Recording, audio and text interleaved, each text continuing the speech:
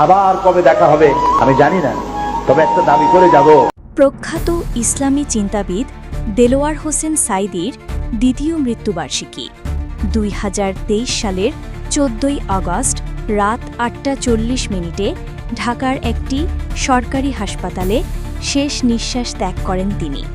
মৃত্যুকালে তার বয়স হয়েছিল 83 বছর। তার মৃত্যু ছিল একটা রহস্যময় হত্যাযজ্ঞ। তৎকালীন পলাতক ক্ষমতাশীল সরকার তাকে বিষক্রিয়ার মাধ্যমে হত্যা করেছিলেন।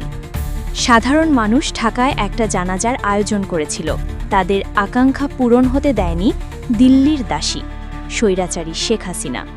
কিন্তু তিনি এখনও মানুষের হৃদয়ে বসবাস করেন।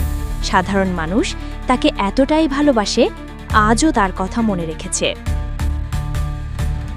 স্বৈরাচারীরা তার পতনের সমস্ত ছিদ্র বন্ধ করে, কিন্তু একটা ছিদ্র বন্ধ করতে পারে না। মনের ভুলে সে ছিদ্রটা থেকেই যায়, যেই ছিদ্র দিয়ে আসলে তার পতনটা হবে। ক্ষমতায় গিয়ে মনে করে চিরকাল ক্ষমতায় থাকবো।